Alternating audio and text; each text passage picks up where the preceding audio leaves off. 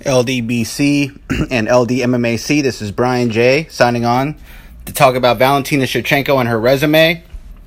And also to point out, listen, I know for the last 5-6 months, I've been hyping up Nicco and been joking around and saying that Nicco could beat Valentina and all the other stuff. But let's just keep it real. Let's just keep it real for Nicco fans.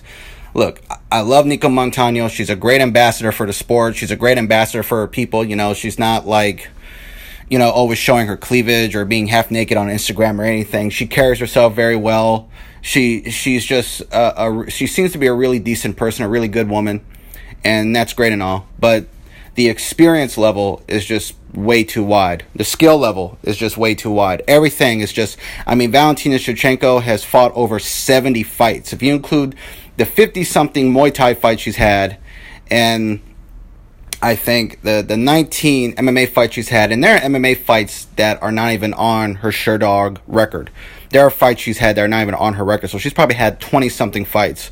So she could potentially have over 70 to 80 fights, 70-something to maybe 80 fights in total. She's a multiple world champion in Muay Thai. She's a multiple world champion in MMA. She won an MMA title when she was 15 years old in 2003, and the woman she beat was 25 or 26 years old. Okay, so that's just insane experience for Valentina Shevchenko. She's better on the feet. She's more accurate with her hands than Nicco. She has better head movement than Nicco. She keeps her head off the center line when she's ducking and slipping punches or avoiding punches and kicks. And Nicco gets countered a lot when she fights southpaw. She gets countered a lot when she fights right-handed fighters. And Nicco was getting pieced up by Roxanne Modafferi. So, you could pick Nicco because, if you're Native American or from the Navajo tribe, you're picking her because she's Navajo, great.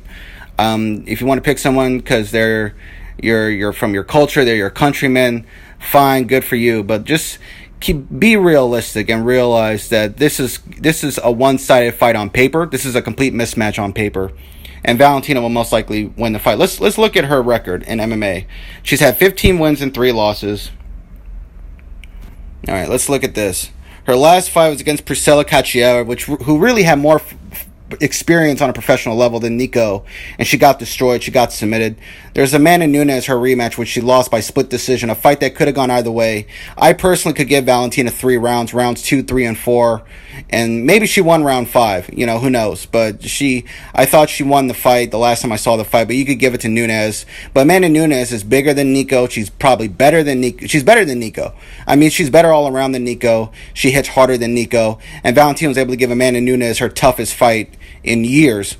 She submitted Juliana Pena, who's a grappling expert, who everybody thought Pena would beat Valentina on the ground, and Valentina submitted her. Valentina dominated Holly Holm on the feet. Holly Holm is a multiple world champion in boxing, an 18-time world champion in boxing. And Holly Holm dominated Ronda Rousey and destroyed her. And Valentina clearly dominated Holly Holm on the feet. She did better against Holly Holm than Ronda and Miesha Tate. She did better than Jermaine Durandamy. And she was just as dominant as Chris Cyborg, really. Valentina didn't even really have a mark on her face. Chris Cyborg's nose was bleeding against Holly Holm. Chris Cyborg dominated Holly Holm, but her nose was bleeding against Holly Holm. Valentina didn't even have a mark on her face against Holly Holm. And again, she gave another tough fight to Amanda Nunes, a fight she clearly lost because she lost the first 2 rounds, but she clearly won the 3rd round. She clearly beat Sarah Kaufman. And those are the elites at bantamweight, and Valentina dominated them. And yes, she lost to Liz Carmouche, but that was with an illegal upkick. So y'all just gotta wake up. Just wake up and realize that Valentina has a 90 to 99% chance of dominating this fight, of winning this fight. Nicco maybe has a kicker's chance because she has great kicks to the body. Her kicks to the body are devastating. They're sick. So that could give her a chance, but I'm sorry, y'all. Valentina's going to win this fight. Valentina will most likely win, and that's my prediction for this fight. So I have Valentina winning either by TKO or submission within the first 3 rounds or maybe less. So yeah, those are my predictions for the fight.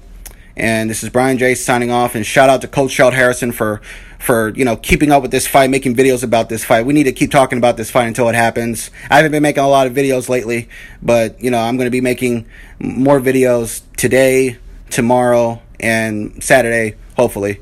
So yeah, this is Brian J signing off for now. Shout out to the LDBC and LDMMAC.